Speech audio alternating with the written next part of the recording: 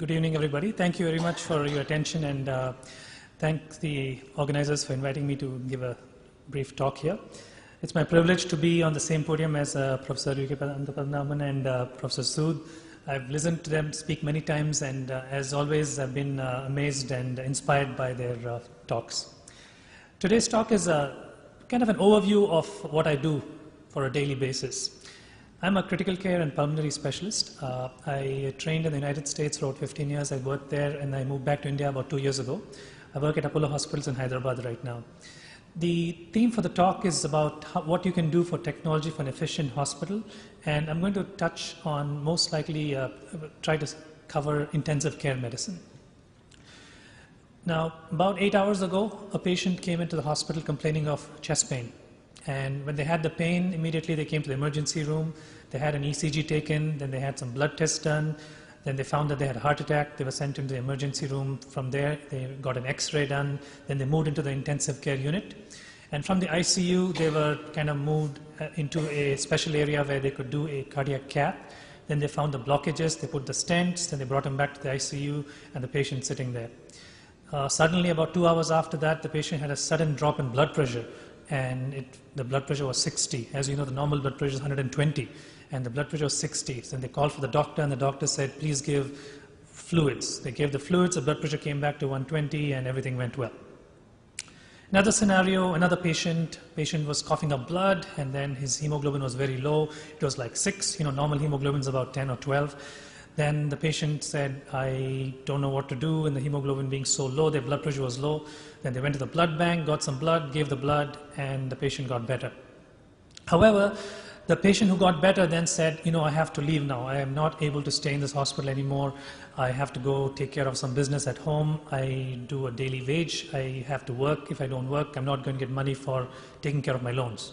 Just keep these two scenarios in your mind as we talk today.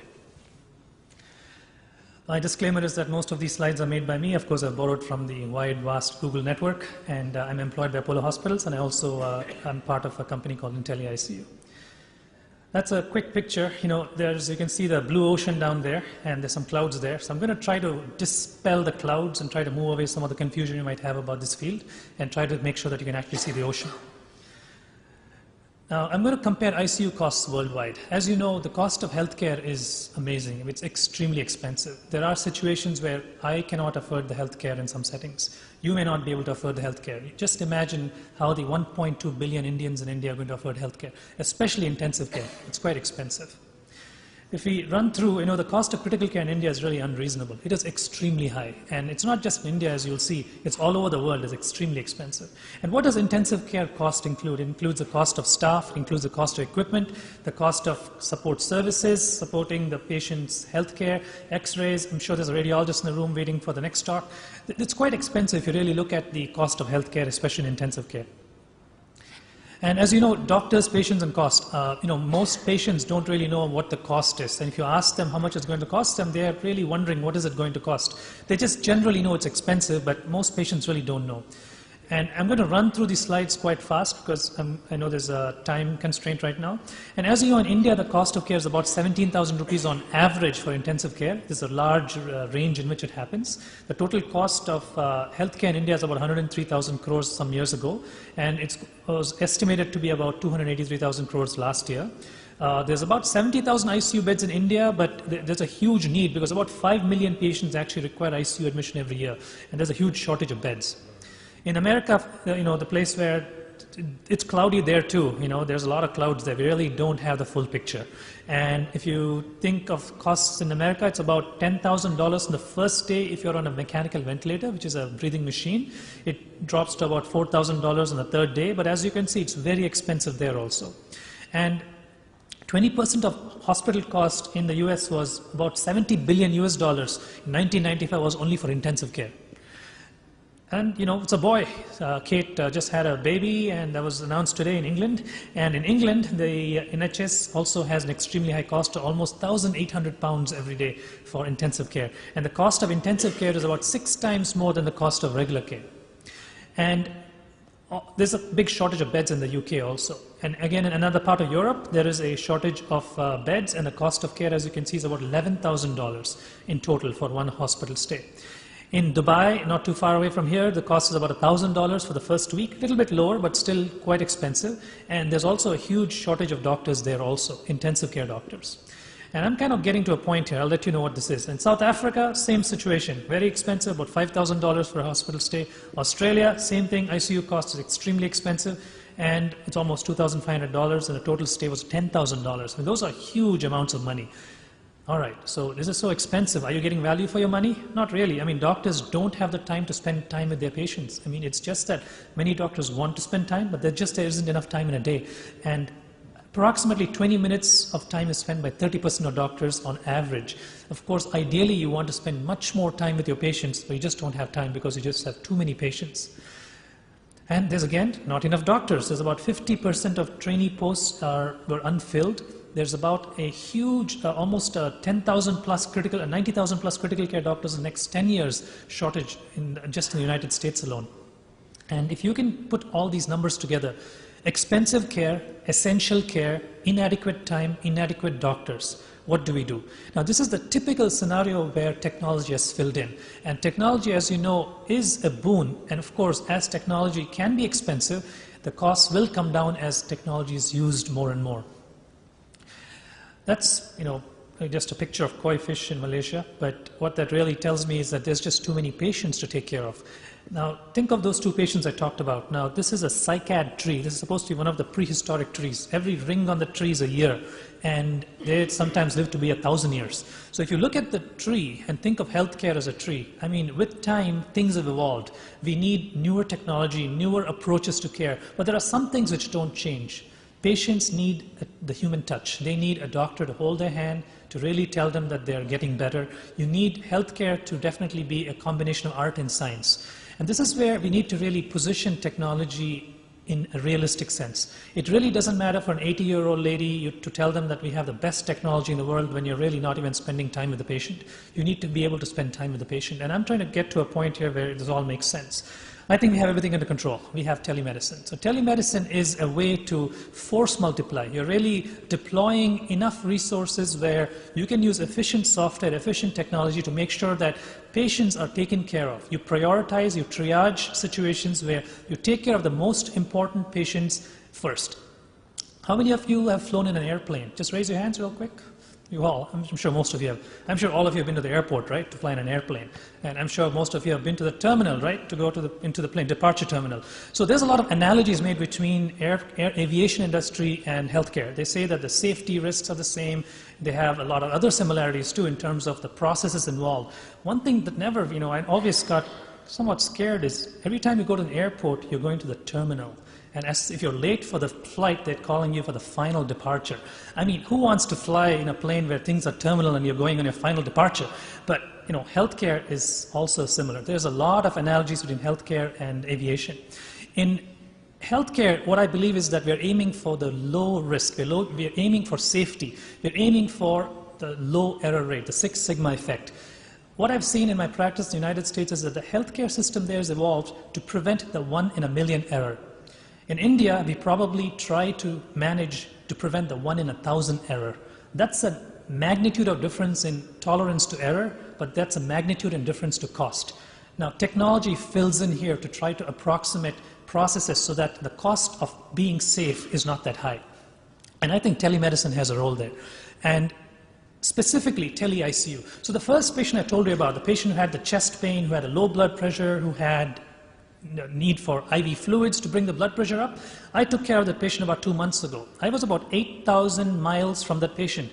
We do something called tele-ICU. I take care of patients in the United States sitting in a computer center in Chennai, and we actually take care of these patients in intensive care in the United States. So we are actually monitoring these patients and treating them remotely. So for the United States, it's a cost saving. They have a doctor watching them at night. They have a critical care trained doctor actually watching them at night. So they're getting quality, they're getting quantity, they're also getting cost savings.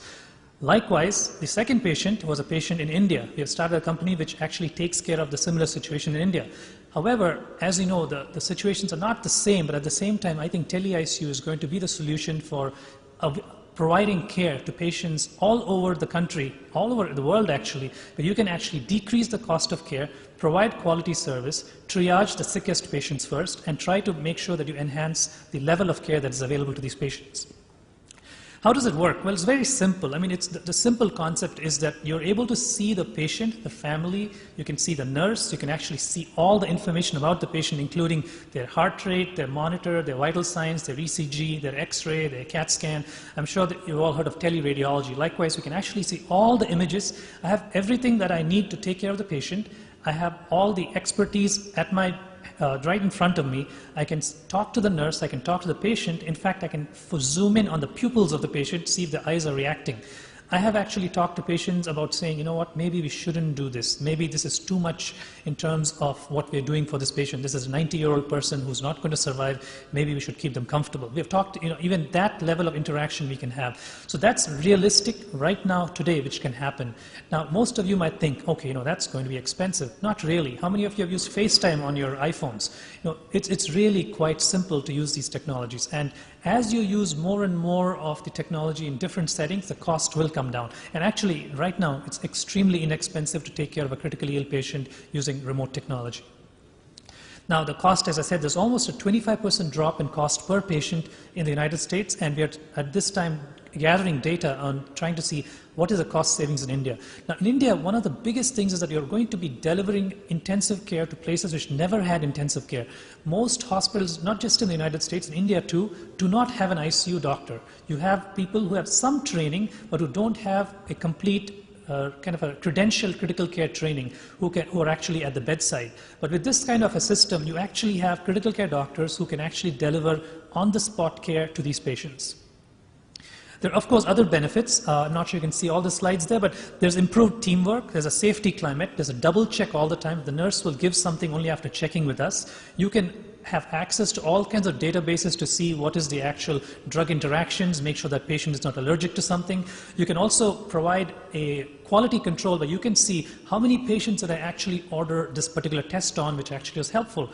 Nowadays in critical care, there's about 4 or 5 things that are known to save lives. Now, for example, very simple things. For example, if you keep the head of the bed elevated for a patient who's on a ventilator, it's been shown to save lives. Why does it happen? If the patient is flat, stuff from the stomach can go into the lungs and cause pneumonia. If you keep it elevated, it doesn't happen. But such a simple thing is not practiced because it depends on the human factor.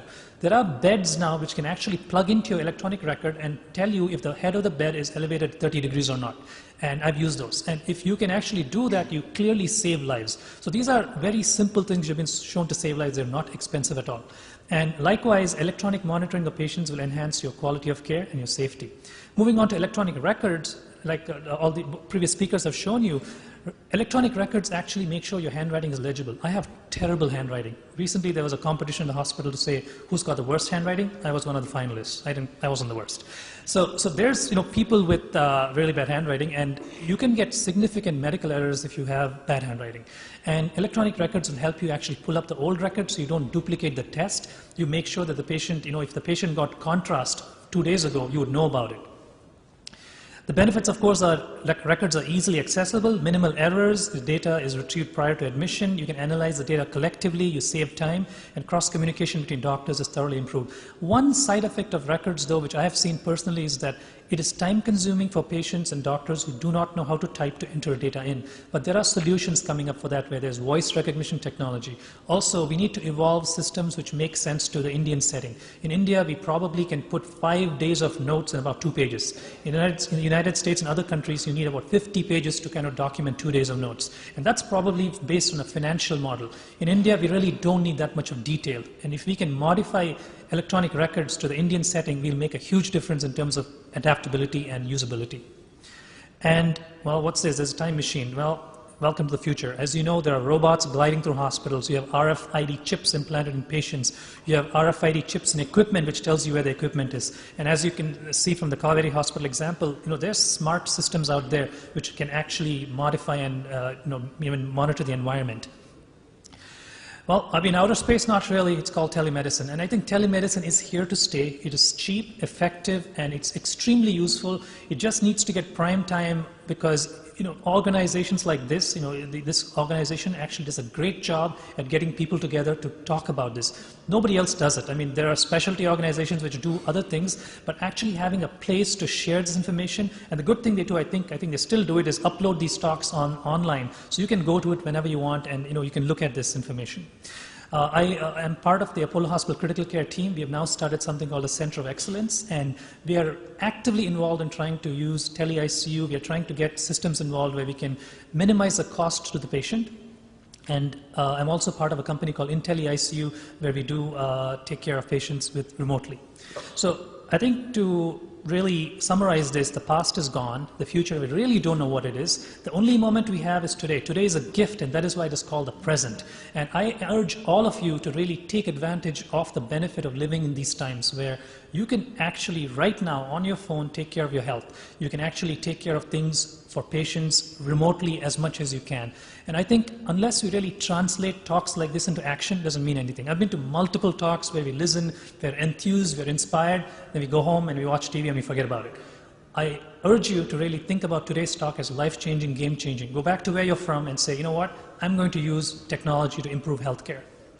So I would like to thank one of my students who's here, Dania Quadri, who helped prepare this presentation. She's a high school student from a local school here, and most of the slides are made by her. And she really did a lot of research into it. So technology really knows no age, no barriers. You really can improve healthcare at the touch of a button. I would like to thank you. That's my email if you're interested in communicating with me. And I really would like to thank you all for your attention.